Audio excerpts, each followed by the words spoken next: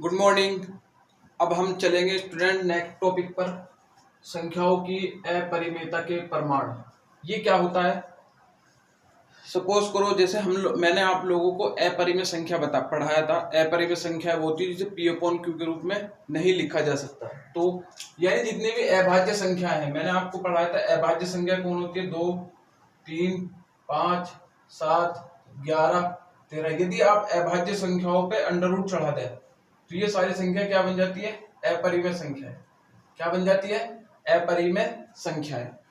तो हम लोगों ने पढ़ा है कि अपरिमेय संख्याएं ऐसी होती है। ठीक है, ये हम लोगों ने पढ़ा है कि ये सब सारी संख्याएं अपरिमेय होती है।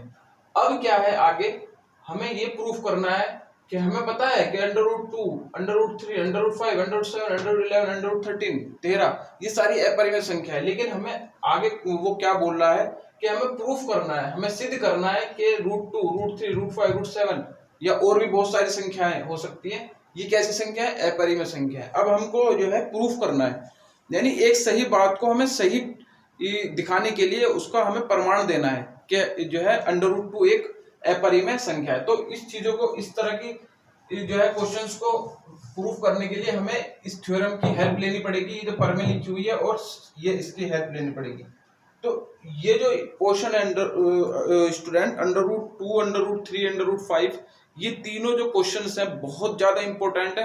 एक क्वेश्चन आने की पूरी संभावना होती है इसके एग्जाम में कि सिद्ध कीजिए कि अंडर रूट 2 एक अपरिमेय संख्या है। तो इसको बहुत ज्यादा ध्यान से और बहुत ज्यादा गहन से आप लोगों को देखना होगा। अब इधर देखो, प्रमेय लिखी हुई है आपकी बुक में 2.3। ठीक है, अब इस प्रमेय को पहले समझो, ये प्रमेय का मतलब क्या है। मान लिया p एक अभाज्य संख्या है, चलो ठीक है, तथा a एक धनात्मक पूर्णांक है। ये अभाज्य संख्या, धनात्मक पूर्णांक, सब बात हो चुकी है पुरानी।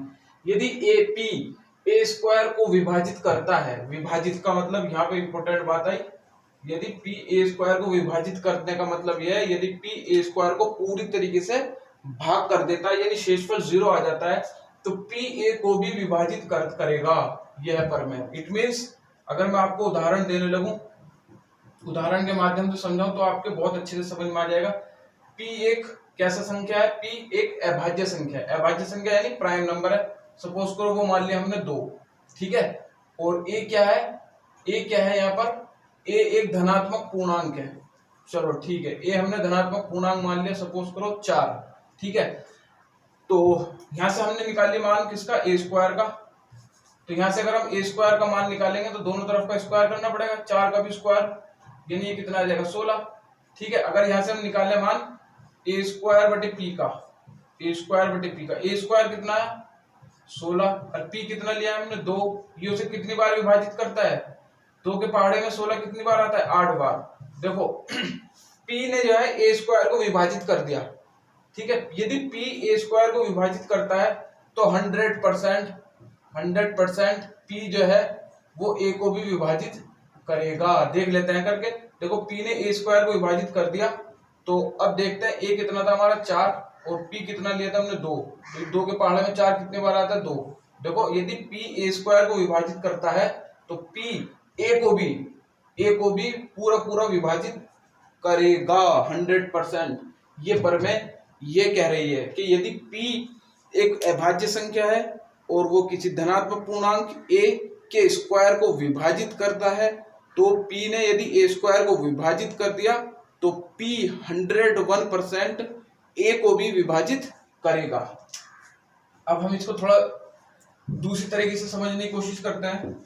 सपोज करो हमने p तो ले लिया, कोई भी अभाज्य संख्या ले ली, और a क्या ले लिया हमने? सपोज करो कुछ भी ले लिया, 5 ले लिया। तो यहाँ पे हम a स्क्वायर निकालेंगे तो कितना आएगा? 5 का स्क्वायर, 5 का स्क्वायर 25। अब हम निकालेंगे a स्क्वायर बटे p। a स्क्वायर कितना है? 25 बटे 3। a स्क्वायर बटे p 25, a स्क्वायर p की मान कितना है? 3, यानी 3 के पहाड़े में 25 आता ही नहीं, यानी p जो है a स्क्वायर को विभाजित नहीं कर रहा। तो p जो है a स्क्वायर को विभाजित नहीं कर रहा, तो फिर p जो है a को भी विभाजित नहीं करेगा। ये बात समझ लो ध्यान से। यदि p a स्क्वायर को विभाजित करता है तो p a को भी विभाजित करेगा। यदि p a स्क्वायर को विभाजित नहीं करता तो p a को भी विभाजित नहीं करेगा। ये बात आप लोगों को समझ में आ गई होगी। ये प्रमेय क्या है? अब दूसरा पॉइंट है सह अभाज्य संख्या है। सह अभाज्य संख्या क्या होती है? जिसे बोलते हैं इंग्लिश में को प्राइम नंबर। सह अभाज्य संख्या है या को प्राइम नंबर कौन होता है? जिन संख्याओं में उभयनिष्ठ गुणनखंड केवल एक हो। वह संख्याएं 2 भी हो सकती है, 3 भी हो सकती है। हमने तीनों के अभाज्य गुणनखंड करे और उन सब में उभयनिष्ठ कितना आया निकल के? सिर्फ एक। कितना आया? निकल के एक। जैसे मैंने आप लोगों के सामने लिख दिया 17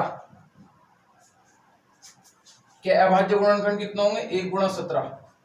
दूसरा लिख दिया मैंने, कुछ भी लिख दिया 5 के अभाज्य गुणनखंड कितना होंगे? 1 गुणा 5। ठीक है, तो ये दो मैंने संख्याएं ले ली।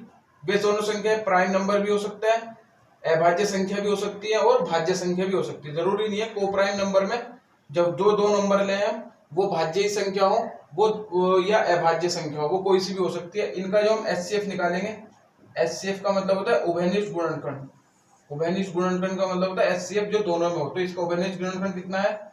1 है। तो 17 और 5, तो हम कह सकते हैं 17,5 दोनों कैसी संख्या है? सह अभाज्य संख्या है। तो सह अभाज्य संख्याओं को समझ लो ध्यान से। सह अभाज्य संख्या वह संख्या होती है जिनके गुणनखंड अभाज्य गुणनखंड करने के बाद सिर्फ एक, ओनली एक, 1 ही हम लोगों का उभयनिष्ठ आए, 1 के अलावा कोई भी उभयनिष्ठ ना आए। जैसे 17 और 5। और भी बहुत सारे उदाहरण हो सकते हैं, जैसे और भी बहुत सारे उदाहरण हो सकते हैं, कुछ भी ले सकते हैं आप। जैसे मैंने आप लोगों को लिख दिया 7 और 10 लिख दिया मैंने लो आपके सामने। देखो 7 के अभाज्य गुणनखंड 1 गुणा 7 होंगे और 10 के कितने होंगे? 2 गुणा 5 होंगे। क्या कॉमन है दोनों में? एक तो सभी में लिख लेते हैं ऐसे, दोनों में एक कॉमन है। तो 7 और 10 दोनों कैसी संख्या है? सह अभाज्य संख्या है, यानी को प्राइम नंबर होंगे। तो जिन संख्याओं में उभयनिष्ठ गुणनखंड केवल एक हो उन संख्याओं को सह अभाज्य संख्याएं कहते हैं। तो ये चीज आपको अच्छे से समझ में आनी चाहिए और ये प्रमेय का मतलब आपको अच्छे से समझ में आना चाहिए। तो फिर आपके लिए क्वेश्चन जो आएगा आपका 2 मार्क्स का या 3 मार्क्स का एग्जाम में, 2 नंबर या 3 नंबर का बोर्ड में आता है, वो आप बहुत इजी से बहुत आसानी से कर पाओगे। अब पर में है 2.4, पर में है 2.4। क्या है पर में? प्रमाणित कीजिए कि, प्रमाणित कीजिए कि √2 एक अपरिमेय संख्या है। एक अपरिमेय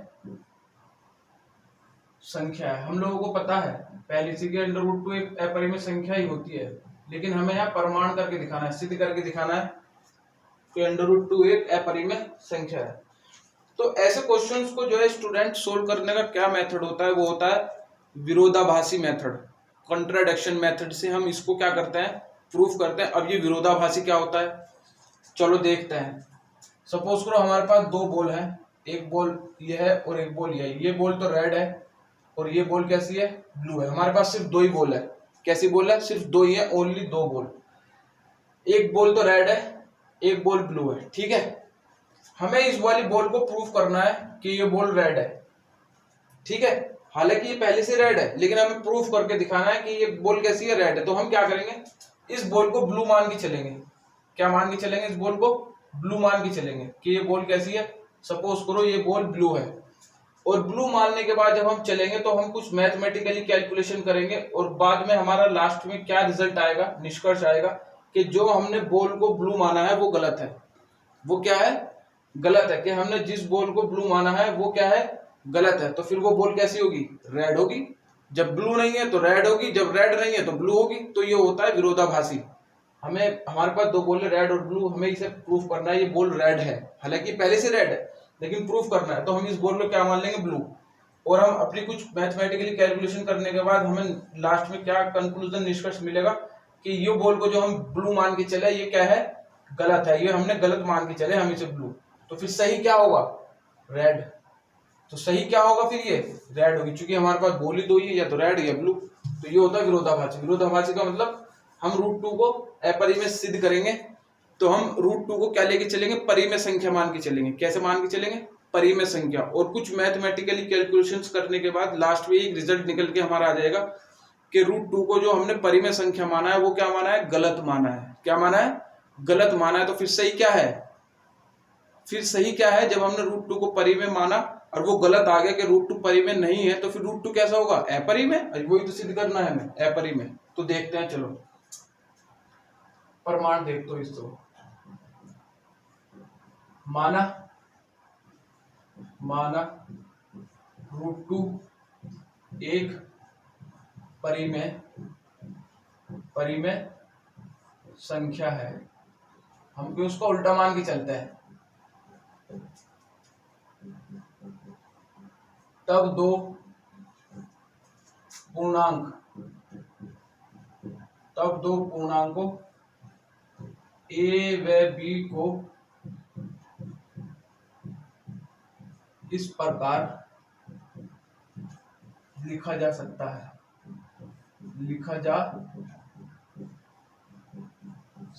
जब हमने √2 को परिमेय संख्या मान ली, तो परिमेय संख्या कैसी होती है, अंश बटे हर की फॉर्म की होती है। ये numerator upon denominator, a upon b की, p अपॉन q की फॉर्म की होती है परिमेय संख्या। जब √2 को हम परिमेय मान के चल रहे हैं, तो परिमेय संख्या किसकी फॉर्म की होती है, a अपॉन b, जी और अंश बटे हर की फॉर्म की होती है। ठीक है, और जहां b क्या होता है, 0 के बराबर नहीं होता। ठीक है, और यहां लिखेंगे जहां a व b दोनों कैसी है, a व b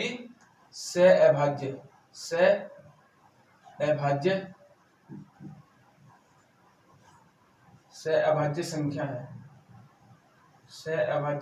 है, अर्थात a व b में उभयनिष्ठ गुणनखंड केवल कौन होता है, सहभाज्य संख्याओं में उभयनिष्ठ गुणनखंड केवल एक होगा।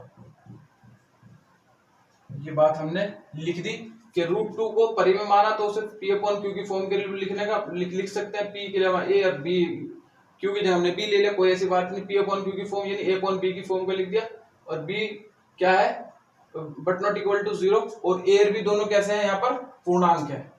तो ये भी बात हमें लिखनी पड़ेगी कि a और b दोनों कैसे हैं, वो पूर्णांक हमने ऊपर भी लिख दिया वैसे। तब दो पूर्णांक a और b को इस प्रकार लिखा जा सकता है, यहाँ पे लिखने की जरूरत नहीं है। तो a और b दोनों कैसी है, सहअभाज्य संख्या, यानी को प्राइम नंबर है। को प्राइम नंबर क्या होता है, अर्थात a व b में उभयनिष्ठ गुणनखंड केवल एक होगा, यानी a और b में कोई भी गुणनखंड कॉमन नहीं है, उभयनिष्ठ नहीं है, सिर्फ एक कॉमन है। ठीक है, तो a और b को ध्यान रखना, ये सहअभाज्य संख्या है और ये किसके बराबर है, √2 के। ठीक है, राइट। अब यहां से देखो इसको कैसे लिख सकता हूं मैं, इसको क्रॉस मल्टीप्लाई करो तो इसके बेटा कुछ नहीं मान के, तो b इधर गुणा करेगा तो यहां से आएगा √2b = a²।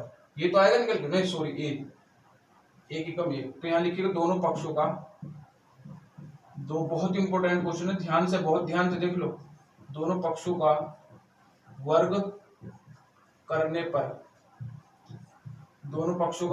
पर, इधर का भी और इधर का भी वर्ग कर दो, √2b² बराबर a²। आपको बताया 2 से √ कट गया, तो यहाँ कितना आ जाएगा 2, और b की पावर 2 बराबर a²। ये आ गई समीकरण नंबर 1। इतनी बात क्लियर है। अब आप एक चीज देखो, 10 को ऐसे तो लिखते हैं 5 गुणा 2, 10 को ऐसे तो लिखते हैं, 10 के गुणनखंड ऐसे तो होता है 5 गुणा 2, 5 और 2, तो यानी 10 के जो गुणनखंड है 5 और 2, तो जिस संख्या के जितने भी जो भी गुणनखंड होते हैं वो संख्या उसे क्या करती है, पूरा पूरा विभाजित करती है। तो ये 5 भी 10 को पूरी तरह विभाजित करेगा, और ये 2 भी 10 को पूरी तरह विभाजित करेगा, यानी 5 के पहाड़े में भी 10 आएगा और 2 के पहाड़े में भी 10 आएगा।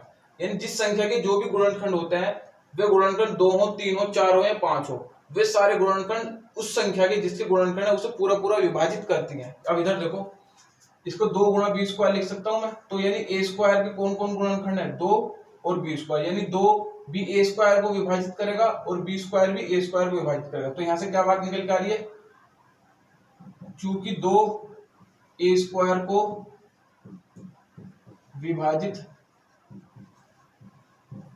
विभाजित करता है, क्योंकि 2 और b² जो है वो a² के गुणनखंड है। ठीक है, तो 2 b² जो है वो a² को विभाजित करेगा, तो इसलिए 2 जो है a को भी विभाजित करेगा, विभाजित करेगा। ये बात कहां से लिख दी मैंने, ये मान लो निष्कर्ष नंबर 2। देखो जब 2a² को विभाजित करता है तो 2a को भी विभाजित करेगा। अभी मैंने आपको परमेय बताई ना, एक परमेय जो बताई मैंने अभी आपको, एक के p एक अभाज्य संख्या वो a² को विभाजित करता है तो p a को भी विभाजित करेगा। देखो 2 क्या है, एक प्राइम नंबर है, वो a² को विभाजित कर रहा है तो 2a को भी विभाजित करेगा। ठीक है, इतनी बात ठीक है। चलो जब दो जो है a को विभाजित करेगा तो कुछ ना कुछ भागफल तो आएगा ही, कुछ ना कुछ तो वो तो आएगा ही भागफल। तो वो मान लिया c, जहां c एक पूर्णांक है, जहां c एक पूर्णांक है। भाई जब 2a को भाग करेगा तो कुछ ना कुछ तो वैल्यू आएगी ना। सपोज करो वो c, अब हमें a तो पता नहीं a कितना है, 10 है तो 5 आ जाता, 8 है तो 4 आ जाता, अब a है तो c मान लिया। तो जब a को 2 विभाजित करेगा, सपोज करो c आया, तो यहाँ पे भी क्रॉस मल्टीप्लाई कर दो, तो a का a बराबर 2c, दोनों पक्षों का वर्ग कर दो, तो यहाँ से कितना आएगा, a² बराबर इसका वर्ग करेंगे 2 का तो 4 और c का वर्ग करेंगे तो c²। ठीक है, ये मान लो 3। ठीक है, अब इस a² का मान समीकरण 1 में रखने पर, कहा है समीकरण 1 के लिए, तो इधर कितना है 2b² बराबर a² बराबर की जगह किसके बराबर है 4c²। तो 2 इसे कितनी बार काट देगा, 2 बार, तो इधर कितना बचेगा b² बराबर 2 गुणा c²। अब ये वाली बात फिर आ जाती है, देखो b² के कौन कौन से गुणनखंड है, एक तो 2 और एक c², तो यहाँ पर 2 भी किसे विभाजित करेगा, b² को।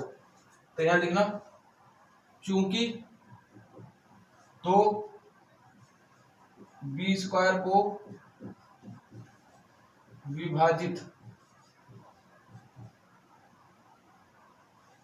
विभाजित करता है तो इसलिए 2 b को भी विभाजित करेगा। अगर दिख नहीं रहा तो मैं बोल रहा हूं मुंह से, आप लोग समझ सकते हैं। ये निष्कर्ष नंबर आ गया हमारा 4, 1 2 3 और 4।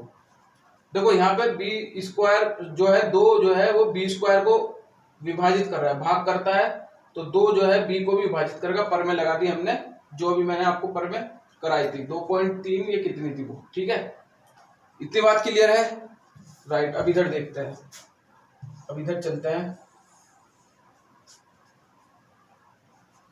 2 जो है वो यहाँ पर देखो a को भी विभाजित करता है और 2 जो है वो b को भी विभाजित करता है। ठीक है, अब यहाँ लिखो द्वितीय वो तृतीय,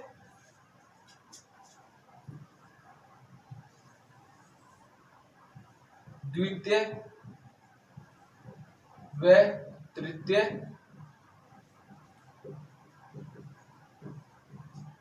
निष्कर्ष से, देखो ये वाला द्वितीय और ये वाला चतुर्थ, द्वितीय व चतुर्थ,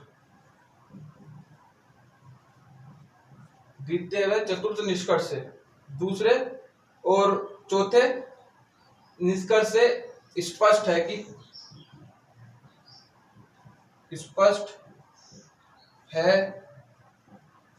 कि दो पूर्णांक a और b का एक उभयनिष्ठ गुणनखंड है, परंतु देखो 2 a को भी विभाजित करता है और 2 b को भी विभाजित करता है, मतलब तो इसका मतलब a और b का जो उभयनिष्ठ गुणनखंड है वो 2 है। ठीक है, क्योंकि 2 a को भी विभाजित कर रहा है और 2 b को भी विभाजित कर रहा है। सपोज करो मैंने आप लोगों के सामने लिख दिया 10/, 8। तो 2 क्या है, इसका एक उभयनिष्ठ गुणनखंड है। क्यों? क्योंकि 2 इसे भी विभाजित कर देता है और 2 इसे भी विभाजित कर देता है। ठीक है, तो इसका मतलब यह है कि 2 जो है इसे भी विभाजित करता है, 2 इसे भी विभाजित कर देता है, तो ये कितना था 5/4। ठीक है, तो ऐसा है। तो इसका मतलब हमने ए और बी को क्या मान के चला था, इनका कोई भी उभयनिष्ठ गुणनखंड नहीं है, सिर्फ एक है। लेकिन यहाँ से क्या निकल के आ जाता है कि 2 जो है ए को भी विभाजित कर रहा है और बी को भी विभाजित कर रहा है। जब कोई एक संख्या दोनों को विभाजित करती है तो वो दोनों को क्या होती है, उभयनिष्ठ गुणनखंड।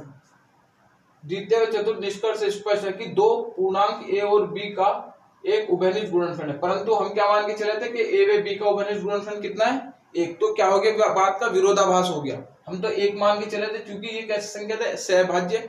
लेकिन इनका जो उभयनिष्ठ गुणनखंड निकल के आ रहा है वो 1 के अलावा भी आ रहा है निकल के 2। तो दोनों का क्या होगा, विरोधाभास हो गया। इसे बोलते हैं कंट्राडिक्शन मेथड। तो दोनों चीज का क्या होगा, विरोधाभास हो गया। तो ये चीज लिखना है हमें। परंतु ए और बी का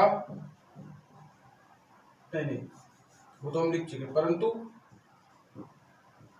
यह कथन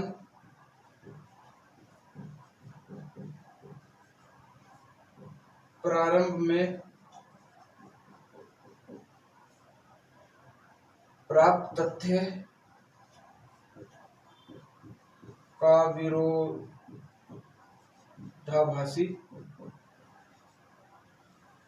है कि ए और बी में कोई उभयनिष्ठ गुणनखंड नहीं है, 1 के अलावा। तो जो मैंने आपको बात बताई कि हम शुरू में क्या मान के चले थे कि ए और बी में कोई भी उभयनिष्ठ गुणनखंड नहीं है, सिर्फ 1 है। लेकिन हमारा मैथमेटिकल कैलकुलेशन क्या बोलती है कि ए और बी का एक और उभयनिष्ठ गुणनखंड आ रहा है 2। क्योंकि 2 इसे भी भाग कर रहा है, विभाजित कर रहा है, 2 इसे भी विभाजित कर रहा है। तो क्या हो गया, हमारी बात का विरोधाभास हो गया। तथ्य का क्या हो गया, हमारा जो प्रारंभ में हमने तथ्य माना था उसका क्या होगा, विरोधाभास हो गया। ठीक है, तो जो हम बात मान के चले थे √2 एक परिमेय संख्या है, इस बात का विरोध हो गया। तो ये √2 क्या है, परिमेय संख्या नहीं है। तो फिर ये कैसी होगी, अपरिमेय संख्या। तो ये प्रूफ हो जाता है। यहाँ पर आगे लिखना है इसमें 1 के अलावा। अतः निष्कर्ष निकलता है कि हमारी जो क्या थी प्रारंभिक कल्पना, हमारी जो प्रारंभिक कल्पना थी, जो हमने शुरू में मान के चला था, प्रारंभिक कल्पना √2 एक परिमेय संख्या है। प्रारंभिक कल्पना की √2 एक परिमेय संख्या है, परिमेय संख्या है। तो यहां लिख रहा हूं मैं, इसे नीचे ज्यादा नीचे हो रहा है, परिमेय संख्या है,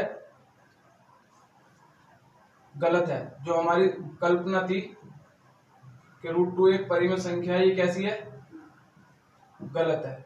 ठीक है, तो फिर सही क्या है, जो हम नहीं मान के चले थे कि √2 एक अपरिमेय संख्या है। अतः यह प्रमाणित हुआ कि √2 एक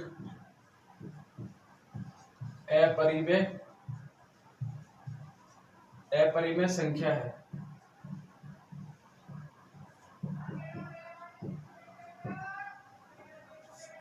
तो ये था, इस तरीके से इसका प्रूफ करते हैं स्टूडेंट। कोई घबराने वाली बात नहीं, कोई ज्यादा हार्ड नहीं है। आप लोग इसे 1 बार 2 बार 3 बार सेल्फ अपने हाथ से करके देखेंगे तो बहुत इजी लगेगा आपको। कंट्राडिक्शन मेथड यानी विरोधाभास मेथड से हम लोग कैसे किसी चीज को प्रूफ कर सकते हैं। आई होप आपको समझ में आया होगा ये। Thank you student.